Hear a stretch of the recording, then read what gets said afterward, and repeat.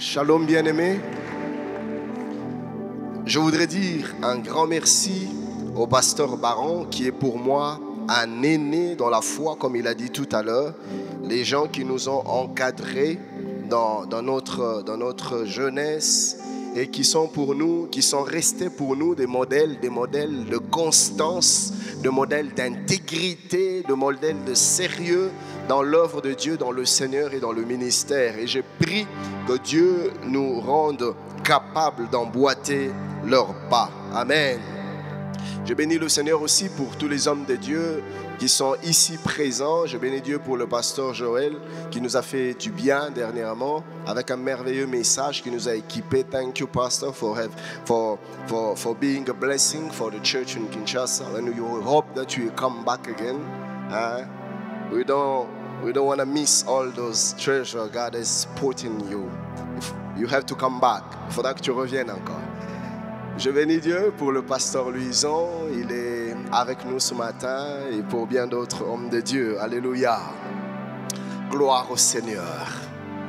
Alors, il m'a été demandé de parler sur le retour du Christ, le déjà et le pas encore. Car il y a des choses qui se sont déjà accomplies dans le cadre du retour du Seigneur, dans le processus du retour du Seigneur. Et il y a des choses qui restent encore à venir. Évidemment, ça sera difficile, quasi impossible de toucher tous les points dans une heure de temps. Donc nous allons piquer juste quelques éléments selon que le Saint-Esprit l'a placé dans nos cœurs. Notre premier texte se trouve dans le livre de Romains, l'épître de Paul aux Romains, le chapitre 13e. Nous allons lire du 11e au 14e verset. Romains 13, 11 à 14, la Bible dit: « Cela importe d'autant plus que vous savez en quel temps nous sommes. C'est l'heure de vous réveiller enfin du sommeil, car le salut est plus près de nous que lorsque nous avons cru. La nuit est avancée, la nuit est avancée. » J'aime cette image. La nuit est avancée, le jour approche. Dépouillons-nous donc des œuvres des ténèbres et revêtons les armes de la lumière. Dépouillons-nous des œuvres des ténèbres. Vu le temps dans lequel nous sommes, nous devons nous dépouiller des œuvres des ténèbres et nous revêtir des armes de la lumière. Verset 13. Marchons honnêtement comme en plein jour, loin des excès et de l'ivrognerie, de la luxure et de l'impudicité, des querelles et des jalousies. Mais revêtez-vous du Seigneur Jésus-Christ et n'ayez pas soin de la chair pour en satisfaire les convoitises. Et notre deuxième texte se trouve dans le livre de Matthieu, le chapitre 25, du 1er au 13e verset. Matthieu 25, 1 à 13. La Bible déclare: « Alors le royaume des cieux sera semblable à 10 vierges qui, ayant pris leur lampe, allèrent à la rencontre de l'époux. 5 d'entre elles étaient folles et 5 sages. Les folles, en prenant leur lampe, ne prirent point d'huile avec elles, mais les sages prirent avec leur lampe de l'huile dans des vases. Comme l'époux tardait, toutes s'assoupirent et s'endormirent. Au milieu de la nuit, on cria: voici l'époux, allez à sa rencontre. Alors toutes ces vierges se réveillèrent et préparèrent leurs lampes. Les folles dirent aux sages: donnez-nous de votre huile, car nos lampes s'éteignent. Les sages répondirent: non, il n'y aura pas assez pour nous et pour vous. Allez plutôt chez ceux qui en vendent et achetez-en pour vous. Pendant qu'elles allaient en acheter, l'époux arriva. Celles qui étaient prêtes entrèrent avec lui dans la salle des noces et la porte fut fermée. Plus tard, les autres vierges vinrent et dirent: Seigneur, Seigneur, ouvre-nous. Mais il répondit: je vous le dis en vérité, je ne vous connais pas. Veillez donc, puisque vous ne savez ni le jour, ni l'heure. Je voudrais nous dire quelque chose ce matin, Église. De la même manière que les vierges étaient dans un voyage, Ils allaient quelque part. Les vierges avaient une destination. Ils avaient un but qu'elles voulaient atteindre. Et elles ont entamé un voyage vers leur destination. Et la destination, c'était la rencontre de l'époux. Aller à la rencontre de l'époux. Les vierges ont dû faire des sacrifices. Ils ont dû bouleverser leur programme. Ils ont dû créer du temps. Ils avaient peut-être d'autres priorités, mais ils ont fait le choix. Pourquoi? Parce que ce qu'elles avaient en vue était bien meilleur que toutes les autres préoccupations et toutes les autres priorités qu'elles pouvaient avoir. Elles ont laissé leur famille, elles ont laissé leurs amis, elles ont laissé toutes choses, leur business, elles ont tout laissé. Elles ont décidé d'entrer dans un voyage, de commencer une marche vers une destination qui était claire dans leur esprit.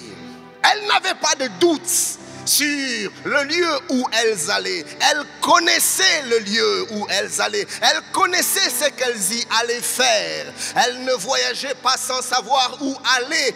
Elles avaient une destination. J'aimerais dire à l'église ce matin que nous sommes dans un voyage. Nous sommes en train d'aller quelque part. J'aime quand l'apôtre Paul dit, évidemment, en connaissant le but, en connaissant la destination, en connaissant la chose derrière laquelle il était en train de courir, l'apôtre Paul dit: je ne frappe pas comme à l'aventure, je ne bats pas comme battant l'air.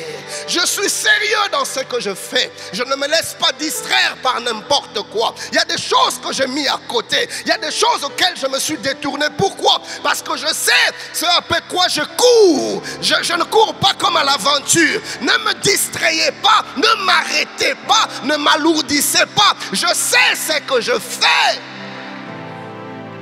Mon ami, quand tu sais où tu vas, rien ne va t'en détourner. Tu ne vas pas te laisser aller à des distractions. J'aime quand le sage dit: un peuple sans révélation est un peuple sans frein. Un peuple sans vision n'a pas de fin, n'a pas de limite. Tout ce qui arrive l'emporte. Voilà pourquoi vous allez voir plusieurs personnes qui sont dubitatifs, ils sont instables, ils manquent de constance. C'est-à-dire qu'ils sont emportés à tout vent, ils sont emportés à tout mouvement, ils sont emportés à toute influence. Pourquoi? Parce qu'ils n'ont pas d'objectif clair, ils n'ont pas de but clair. Quand on sait où l'on va, on ne se laisse pas distraire par n'importe qui, ni par n'importe quoi. Église, nous sommes en train d'aller quelque part. Nous attendons un événement grandiose. Nous attendons un événement glorieux. Nos oreilles attendent entendre quelque chose. Le jour où la Bible déclare: le Seigneur lui-même descendra du ciel à la voix d'un archange, au son de la trompette de Dieu. Oui, nous allons entendre de nos oreilles la trompette que l'archange sonnera. Nous allons entendre de nos oreilles la voix que l'archange poussera. Je me suis toujours demandé, cette voix dira quoi? Je ne sais pas. Quand je me réfère au texte de Matthieu 25, je me dis, est-ce que l'ange ne dira pas la même chose? Est-ce que l'ange ne criera pas: réveillez-vous, l'époux est là? Oui, nous allons entendre la voix. Nous allons entendre le son de la trompette. Et c'est pour bientôt, très bientôt, la trompette va sonner, frère. Et je voudrais crier de toutes mes forces à l'église pour nous dire, maintenant plus que jamais, nous devons nous préparer à l'écoute du son de la trompette. Car il n'y a plus de temps. Homme de Dieu, nous avons reçu un mandat en ce temps de la fin, celui de préparer l'épouse à la rencontre de l'époux. Église, sais-tu en quel temps nous sommes? Sais-tu l'heure qui fait dans l'horloge de Dieu? Si nous pouvions ouvrir nos oreilles spirituelles, nous allions entendre les aiguilles de la montre de Dieu en train de tourner. Tic-tac, tic-tac, tic-tac. J'aimerais dire à quelqu'un ce matin, le compte à rebours a déjà commencé. Si on était dans un match de football, maintenant là on n'est plus dans la prolongation, on est dans la prolongation de la prolongation de la prolongation, parce qu'il n'y a plus de temps. Et l'apôtre Paul dit, cela importe d'autant plus que vous savez en quel temps nous sommes. L'apôtre Paul est en train de supposer que l'Église se doit de savoir, de discerner le temps dans lequel nous sommes. Que Dieu nous ouvre les yeux, que Dieu nous donne la sagesse, que Dieu nous donne le discernement, afin que l'on sache dans quel temps nous sommes. Quels sont les enjeux qui se rattachent en cette saison de la vie de l'Église et même de la vie de l'humanité. Le monde n'existera pas toujours. De la même manière qu'il a eu un début, le monde aura une fin. Oui, le Seigneur a un programme. L'Église ne sera pas toujours présente ici-bas. Il y a un programme. Et le programme de Dieu, c'est de revenir afin de prendre l'Église avec lui. Et nous sommes dans ce temps.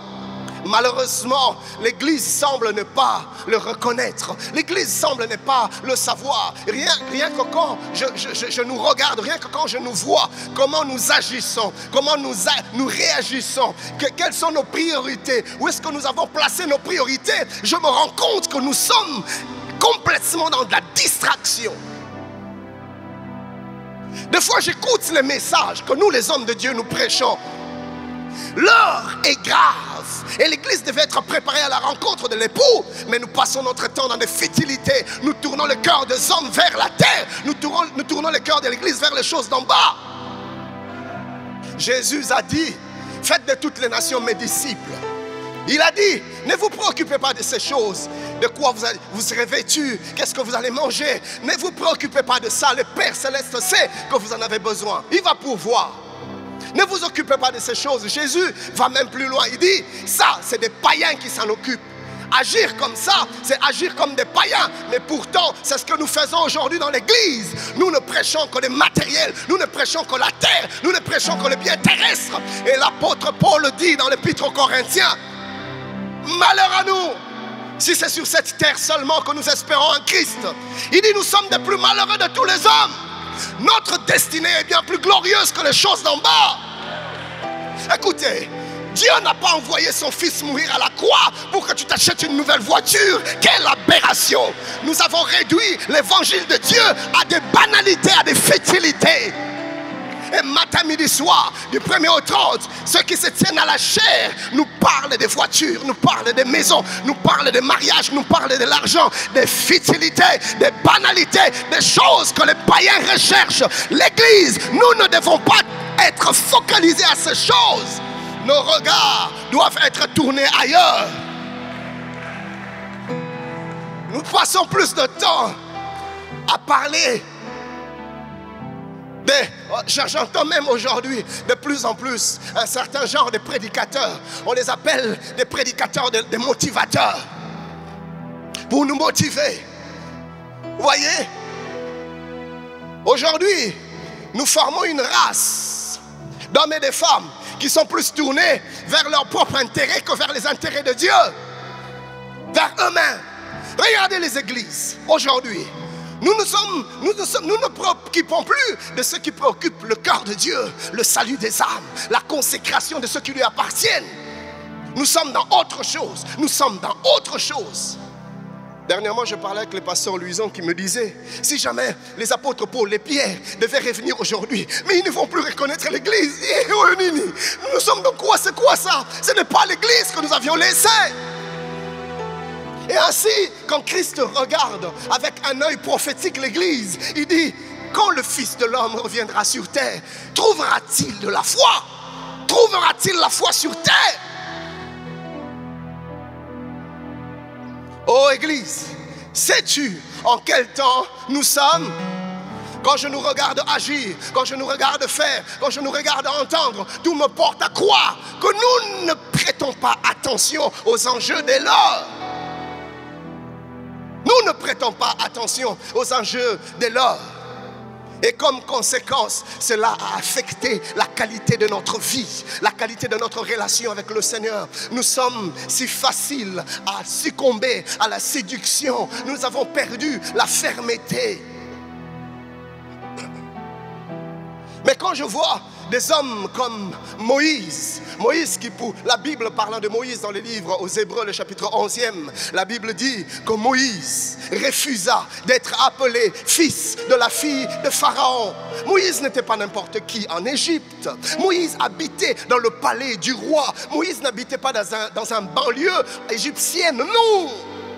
C'était un prince. Moïse avait tout ce qu'il pouvait souhaiter. Les serviteurs étaient à ses pieds. Il avait tout.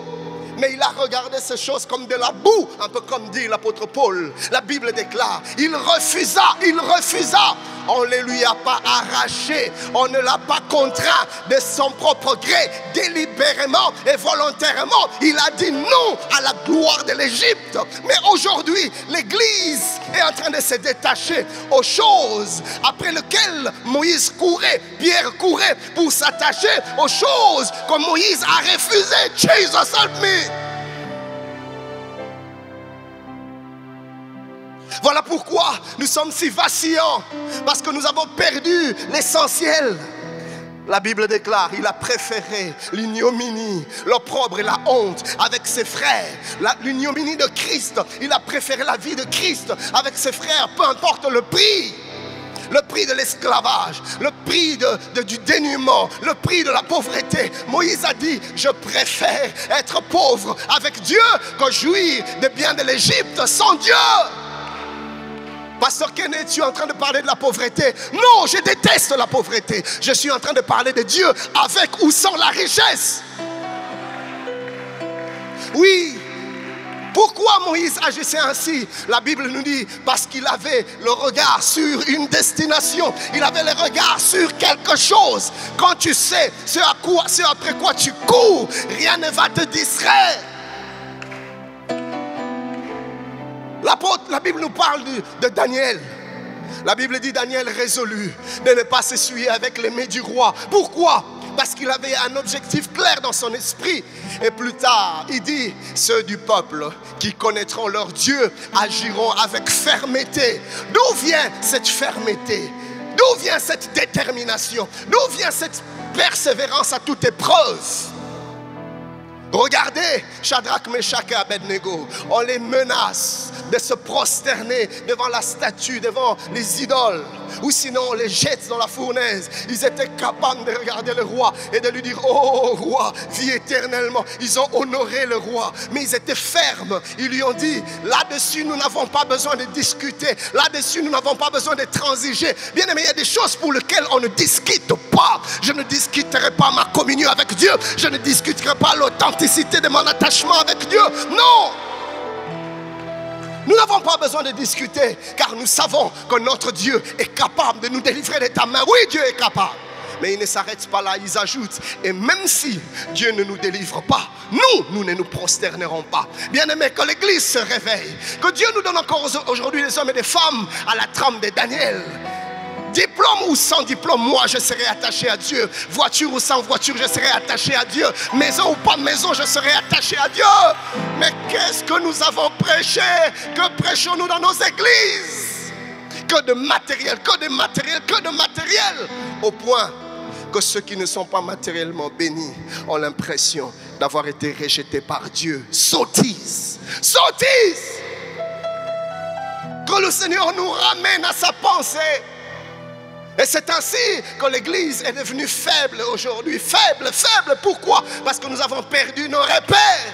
Nous nous sommes attachés aux choses vaines de ce monde.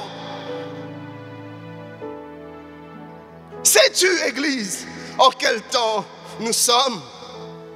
Jésus dit dans Luc 11, 54 à 56, quand vous voyez un nuage se lever à l'ouest, vous dites aussitôt, il va pleuvoir. Et c'est ce qui arrive. Et quand vous sentez souffler le vent du sud, vous dites, il va faire chaud. Et c'est ce qui arrive. Hypocrite. Vous êtes capable de comprendre ce que signifient les aspects de la terre et du ciel. Alors pourquoi ne comprenez-vous pas le sens du temps présent? Jésus dit, comment est-ce possible? Comment vous manquez de discernement? Comment vous n'arrivez pas à cerner le temps dans lequel l'Église se trouve? En quel temps sommes-nous? C'est l'heure des grands enjeux spirituels. Il y a actuellement une grande obscurité spirituelle qui couvre le monde. Pourquoi? Parce que nous sommes dans le temps de la fin. La Bible dit dans 1 Jean 2, 18, petits enfants, c'est la dernière heure. Et comme vous avez appris qu'un antichrist vient, il y a maintenant plusieurs antichrists. Par là, nous connaissons que c'est la dernière heure. Et Apocalypse 12, 12 dit, malheur à la terre et à la mer, car le diable est descendu vers vous, animé d'une grande colère. Pourquoi? Sachant qu'il a peu de temps. Même le diable sait qu'il n'a plus de temps. Il a mis en marche ses dernières batteries. Il a monté la dose de la séduction afin d'emporter un plus grand nombre loin de Dieu. Même le diable sait que c'est l'heure des grands enjeux. Mais l'Église, comme les 10 vierges, s'endort. Il y avait 10 vierges, 5 folles et 5 sages. Mais quand la nuit est venue, la Bible dit toutes s'assoupirent. Et les sages et les folles. Oui, nous ne sommes pas épargnés de la séduction. Nous ne sommes pas épargnés de l'assoupissement. Nous ne sommes pas épargnés du sommeil. Nous sommes tous concernés. Et les sages et les folles. L'heure est arrivée où nous devons veiller et prier afin de ne pas tomber dans la tentation. Jesus, où sont les hommes et les femmes qui prient? Où sont les hommes et les femmes qui se tiennent à la brèche pour l'Église? Où sont les hommes et les femmes qui intercèdent en faveur de l'Église? Quand la main de Dieu s'étend, où sont-ils? Nous sommes où? Nous sommes dans nos propres intérêts. Nous sommes dans notre propre gloire. Chacun veut défendre son ministère, avoir l'église la plus grande, avoir le nom le plus connu, avoir des plus belles véhicules. Sortis, Seigneur, garde-moi de ces choses. Préserve-moi de ces choses de vanité. Oh Dieu, nous courons derrière la gloire. Voilà pourquoi nous n'hésitons pas à nous entretuer les uns les autres. Nous nous mettons de coude de coude. Et même, il y en a qui en arrivent jusqu'aux empoisonnements. Oui, les empoisonnements dans le sacerdoce. Oh, Jesus.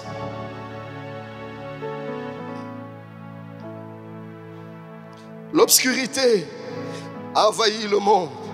Nous assistons aujourd'hui à l'éloge de l'immoralité et de la perversion. Allumez la télé. Voyez toute cette télé-réalité. Pasteur Baron, I've been shocked. J'ai été choqué. Je me suis rendu compte que les téléréalités des Kardashians et autres est entrée aussi dans l'église. Aujourd'hui, on parle des preachers of LA. Les prédicateurs de Los Angeles. Jésus, bêtises. Des prédicateurs qui passent à la télé pour exposer leurs faiblesses, leurs bêtises et leur vanité. Ils exposent leurs richesses et leurs voitures. Bêtises. Nous n'avons pas le temps pour ces choses. Les âmes meurent. Bientôt Christ revient. Sortons de cette distraction. Le pasteur Baron a dit quelque chose tout à l'heure. Là, c'est une nouvelle génération. Et quand je vois le ministère que conduit le pasteur Baron avec ce fardeau de la réformation, je me dis, le Seigneur exauce la prière. Il y a quelque chose qui est en train de se faire. Et quand Élie est en train de pleurer, Seigneur, je suis resté seul. Dieu lui dit, non, non, Élie, tu n'es pas seul. Non, je me suis réservé 7000 autres qui n'ont pas fléchi les genoux devant Baal. Et je suis dans la joie de savoir que tu es parmi les 7000. Oui, tu es parmi la réserve stratégique de Dieu. Dieu t'a mis de côté. Dieu t'a préservé de la pollution. Voilà pourquoi tu es ici ce matin. Parce que le Seigneur est en train de chercher des hommes et des femmes qui vont lâcher, non seulement dans le monde, mais dans l'église. Parce que le travail doit commencer à l'intérieur de l'église. Samson a attrapé plusieurs renards. Il a mis des flammes, de feu. Il a attaché à leur queue et il les a lâchés dans le champ de Philistins. Dieu est en train de se préparer des renards enflammés qu'il va lancer dans le champ.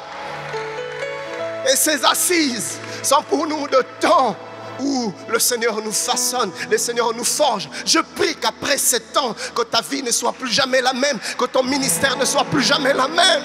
Oh Jesus, des détache-toi des choses de la chair. Détache-toi du matériel. Détache-toi du monde. Il y a mieux que ça.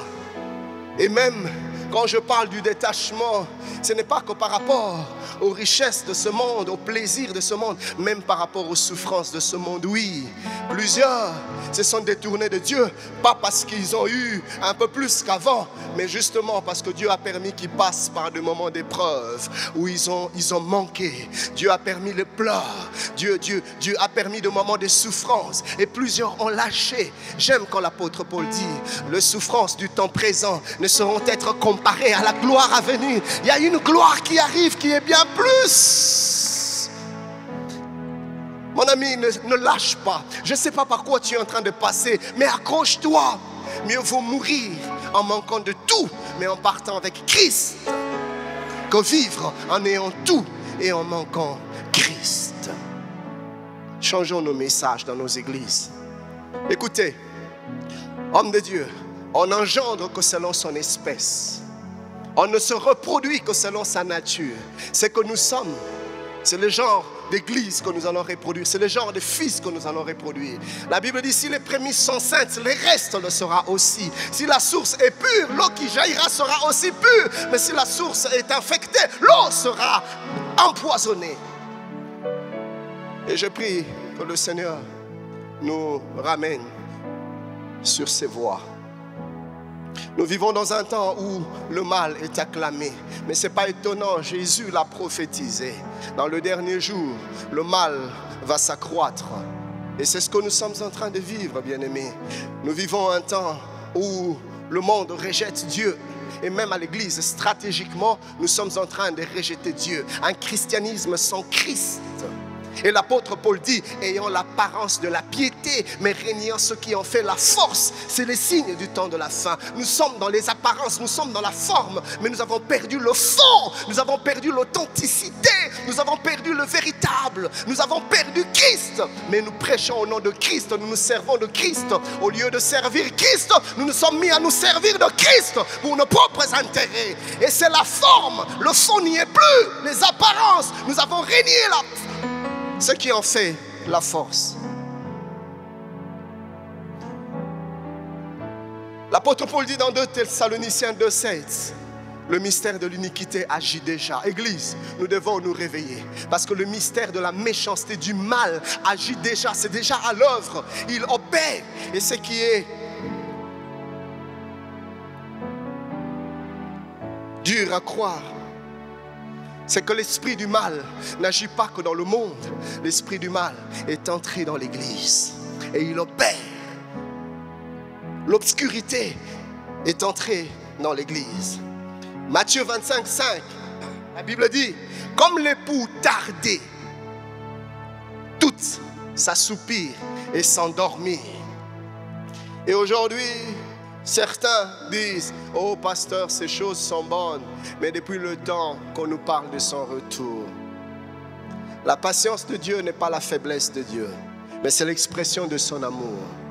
Car le Seigneur nous fait confiance, il croit et il croit encore. Un peu comme le serviteur réagit quand le maître de la vigne décide de couper l'arbre. Il dit non maître, ne coupe pas encore, accorde-moi encore du temps, donne-moi encore cette année, j'en prendrai soin. Certainement que quand tu reviendras l'année prochaine, il produira de fruits. Voilà le cœur de Dieu. Dieu croit encore en toi. Malgré tes faiblesses, Dieu continue à croire en toi. Malgré ce que tu vis, Dieu continue à croire en toi.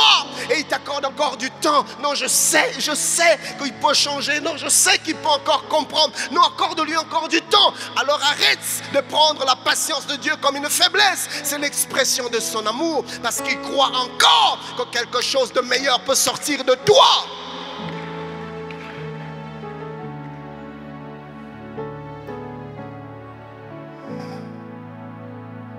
De Pierre 3,9, vous trouverez le contenu de ce que je viens de dire.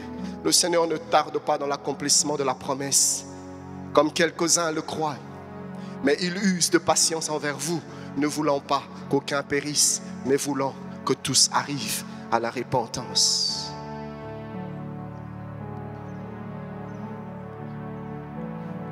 De Timothée 3, 1, 4, l'apôtre dit, 1, 5 plutôt, l'apôtre dit, Sache que dans les derniers jours, il y aura des temps difficiles. Car les hommes seront égoïstes, amis de l'argent. Nous trouvons des hommes de Dieu amis de l'argent. Fanfarons, hautains, blasphémateurs, rebelles à leurs parents, ingrats, irréligieux, insensibles. Nous sommes devenus insensibles, insensibles au péché, insensibles à la parole de Dieu, insensibles aux choses de Dieu, insensibles au fardeau de Dieu. Nous sommes indifférents, emportés, traîtres, enflés d'orgueil, aimant le plaisir plus que Dieu. Un esprit de distraction désoriente l'Église aujourd'hui. Comme je disais, nous avons perdu les choses essentielles. On ne ramène plus le cœur du peuple à Dieu. Les sentinelles que nous sommes, nous ne sonnons plus de la trompette pour avertir l'Église que les temps sont mauvais. Nous avons perdu le sens de priorité. Nous sommes devenus une église complaisante, une église qui ne traite plus le péché du peuple, mais une église complaisante. Nous disons aux hommes et aux femmes, tout va bien, l'amour de Dieu est là, alors que le cœur de Dieu pleure, car l'église a perdu son identité.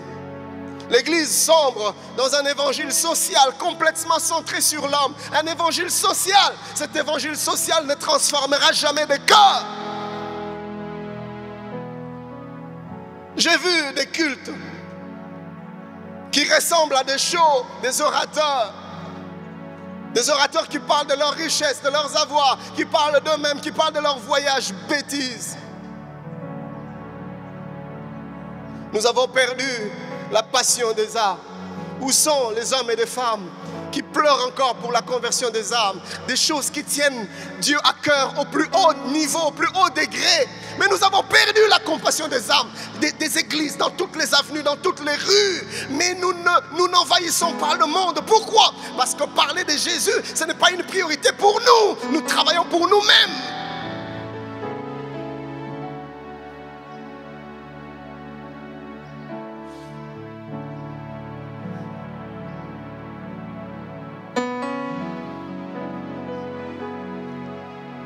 Et je prie que Dieu nous redonne la passion des hommes. Nous avons cessé d'être une église conquérante. Nous avons cessé d'être une église missionnaire.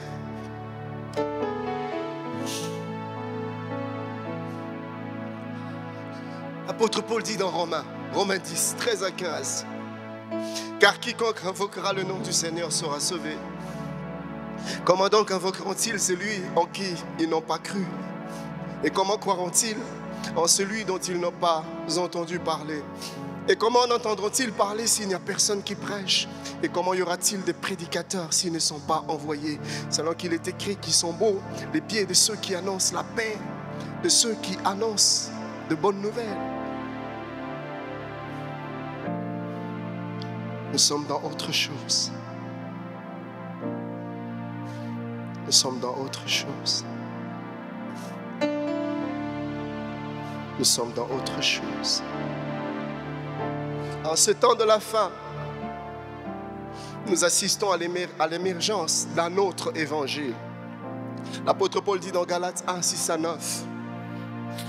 Je m'étonne que vous vous détourniez si promptement de celui qui vous a appelé par la grâce de Christ pour passer à un autre évangile. Non pas qu'il y ait un autre évangile, mais il y a des gens qui vous troublent et qui veulent renverser l'évangile de Christ. Mais quand nous-mêmes, quand un ange du ciel annoncerait un autre évangile que celui que nous vous avons prêché, qu'il soit anathème. Nous l'avons dit précédemment, je le répète à cette heure, si quelqu'un vous annonce un autre évangile que celui que vous avez reçu, qu'il soit anathème. Et 2 Timothée 4, 3 à 4 dit, car il viendra un temps où les hommes ne supporteront pas la saine doctrine, mais ayant la démangeaison d'entendre des choses agréables, ils se donneront une foule de docteurs selon leurs propres désirs, détourneront l'oreille de la vérité et se tourneront vers les fables. C'est ce que nous voyons aujourd'hui. On ne nous prêche plus les retours à Dieu, on nous parle d'autres choses. Et même l'Église ne veut plus écouter ces messages qui nous ramènent à Dieu. Ceux qui prêchent la sainteté sont marginalisés. Les gens ne supportent plus l'évangile, la saine évangile, le saint évangile, la saine doctrine. Nous avons la démangeaison d'entendre des choses agréables. Qu'on nous dise au Kobonganavi, tu vas aller de l'avant. Oh frère, je vois Dieu me montre la gloire dans ta vie. Mais la personne à qui il voit la gloire, c'est un impunique, c'est un adultère. Ne me dis pas la gloire de Dieu. Dis-moi comment je vais revenir à la présence de Dieu. Écoutez, seule la vérité nous rend libres. Nous devons prêcher la vérité. 1 Timothée 4:1, la Bible dit, mais l'Esprit dit expressement que dans les derniers temps, quelques-uns abandonneront la foi pour s'attacher à des esprits séducteurs et à des doctrines de démons. Tellement de doctrines de démons aujourd'hui. Nous vivons à l'avènement de ce que l'on appelle le message de la grâce excessive. Au point qu'on est arrivé à faire taire la conscience de plusieurs victimes. Les chrétiens qui se complaisent dans les œuvres de la chair au nom de la grâce. Je refuse cet enseignement sorti des entrailles des ténèbres qui prêche la grâce en dehors de la pensée de Dieu. La grâce qui vient de Dieu ne nous dit pas sois confortable dans le péché, tout va bien, Dieu t'aime, God is love, He will forgive you, relax. Non, ça c'est pas la grâce qui nous vient de Dieu. La grâce, la Bible dit, la grâce nous enseigne à renoncer à l'impiété. Arrêtons de tordre les Écritures pour nous sentir à l'aise dans nos déviations. Homme de Dieu, reviens à Dieu.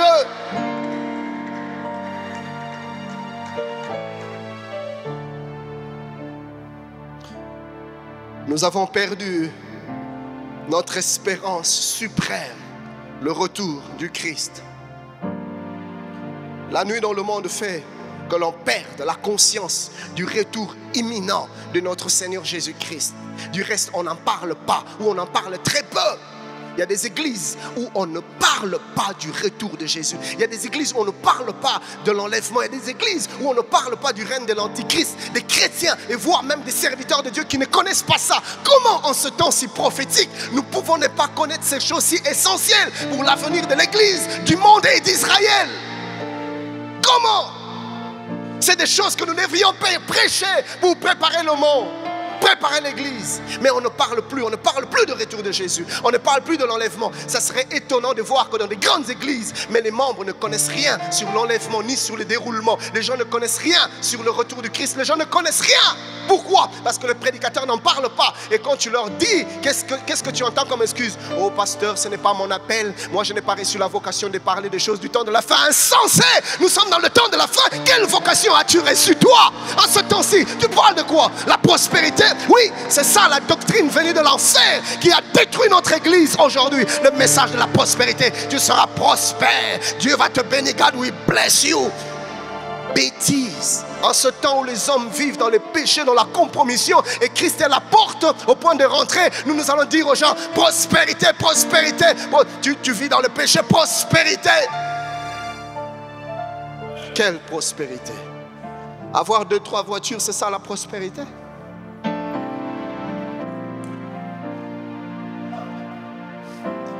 Le retour du Christ est imminent. 1 Thessaloniciens, et c'est par là que je m'en vais atterrir.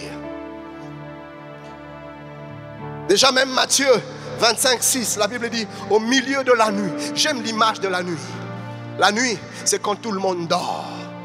La nuit, c'est quand tout le monde est dans l'inconscience. Oui, un temps de distraction, un temps où on n'est plus éveillé. La Bible dit au milieu de la nuit, en plein milieu de la nuit, on cria. Réveillez-vous, l'époux est là. Oui, au milieu de la nuit. Dans ce temps où l'obscurité, les ténèbres couvrent le monde et l'église. C'est maintenant le temps où nous allons entendre le son de la trompette. 1 Thessaloniciens 4, 15 à 17, la Bible dit, voici en effet ce que nous vous déclarons d'après la parole du Seigneur. Nous les vivants restés pour l'avènement du Seigneur. Vous voyez ça? Il dit nous l'événement restés. Pourquoi sommes-nous restés? Pourquoi sommes-nous en vie? Nous sommes restés pour l'avènement du Seigneur. Écoutez, Christ ne nous a pas sauvés pour ici-bas. Christ ne nous a pas sauvés pour la terre. Non, Christ ne nous a pas sauvés pour la terre. Non, non, non. La terre, ce n'est qu'une portion de la vie. Ce n'est qu'une petite partie de la vie. L'homme a une vocation éternelle. L'homme est un être éternel. Dieu nous a créés pour l'éternité. Il nous a sauvés pour l'éternité, pas pour le temps, non. L'apôtre Paul dit, nous, les vivants, Restez. Pourquoi? Pour l'avènement du Seigneur. Église, qu'est-ce que nous attendons? Nous attendons ce jour glorieux, ce jour merveilleux où notre Seigneur se tiendra dans les airs. Notre Seigneur, notre bien-aimé Seigneur se tiendra dans les airs et il nous attirera vers lui. La Bible déclare, car le Seigneur lui-même a un signal donné à la voix d'un archange et au son de la trompette de Dieu descendra du ciel et les morts en Christ ressusciteront premièrement. Ensuite, nous les vivants qui serons restés, nous serons tous ensemble enlevés avec eux dans des nuées à la rencontre du Seigneur dans les airs, et ainsi nous serons toujours avec le Seigneur. Et l'apôtre Paul dit à Corinthiens, en un clin d'œil, en un instant, le temps de cligner l'œil, et puis ça sera fait. Nous serons partis, des milliers de gens vont disparaître de par le monde. La radio va en parler, les télévisions vont en parler, les chaînes de télé, France 24, France Inter, ou je sais pas moi, RF, ils vont parler de ces choses. Et chers téléspectateurs, nous venons d'assister à un événement que personne n'arrive à expliquer. De partout le monde, il y a la disparition de centaines de milliers de personnes. Oui, ils vont vivre cela, mais moi, je ne voudrais pas vivre cela. Moi, je voudrais vivre l'enlèvement. Je ne veux pas rester, je veux partir. Je veux partir à la rencontre de mon Dieu, à la rencontre de mon Sauveur. Ce jour-là, je me suis toujours dit, quand je le verrai, mon bien-aimé Jésus, quand je verrai mon Sauveur, quand je verrai mon Créateur, quand je verrai le Maître de l'univers, le Dieu Tout-Puissant, je verrai, oui, je le verrai. Je verrai El Shaddai, je verrai El Olam, je verrai El Elyon, je verrai Jéhovah Sabaoth. Oui, je le verrai, je le verrai, je le verrai, je le verrai. Je verrai celui que j'ai aimé sans avoir vu. Je verrai celui que j'ai servi sans avoir vu. Ce jour-là, je vais le toucher. Je me mettrai, je me jetterai sur ses genoux. Je ne sais pas nako salanini. Est-ce que nako bando ganga? Est-ce que nako kimambangu? Est-ce que nako baluka na yebite nako salanini? Mais je verrai quel jour de gloire, quel jour de gloire, quel jour de gloire. Oh Jesus! Le jour où enfin, oh Dieu, alléluia, je verrai mon Sauveur, je verrai mon Sauveur, oh Jesus, je verrai celui qui a donné de sa vie, je verrai celui qui a tout sacrifié, même son égalité à Dieu, je le verrai, je le verrai. Je disais à l'église, ces jours-là, un peu comme Isaac, de loin, quand il a vu Rebecca, Isaac s'est levé et il s'est mis à approcher pour accueillir Rebecca, image de l'église, Isaac, image du fils. Ce jour-là, lui, il se tiendra dans les airs. Et à notre approche, certainement qu'il va se lever et il se mettra à venir vers nous, les bras ouverts. Et nous allons tous courir dans ses bras. Maître! Les larmes n'arrêteront pas de couler de nos yeux. Mais ça ne sera pas des larmes de pleurs, car il n'y aura plus ni pleurs, ni peine, ni douleur, ni souffrance. Ça sera des larmes de joie, des larmes de gratitude, des larmes de reconnaissance, des larmes de consolation. Et je te vois. Je suis en train de te voir entre les mains du maître. Et le maître te dit, c'est fini mon fils, c'est fini ma fille, c'est fini, c'est fini, c'est fini, c'est fini. Tu ne vivras plus ces choses. Je paie le prix, je tout accompli pour que tu passes l'éternité avec moi dans la présence du Père. Glorieux jour. Quel jour de gloire. Mon cœur soupire après ce jour. Église du Seigneur, allons dans le monde, disons au monde que bientôt le Seigneur va revenir. Ce qui nous attend est plus glorieux que ce que nous vivons. Jésus nous a sauvés, il nous a régénérés. Il y a des choses qu'il a déjà accomplies dans nos vies, mais il y a des choses qui restent encore à venir. Et ce qui reste à venir est bien plus glorieux que ce que nous avons vu. Accroche-toi, sers Dieu. Paye le prix de la fermeté, de la persévérance. Peu importe ce que tu vis, sois ferme et prêche l'évangile de la bonne nouvelle. Reste dans la saine doctrine. C'est à cela que Dieu nous appelle. Église de Dieu, vas-tu te tenir sur tes pieds et célébrer le Seigneur?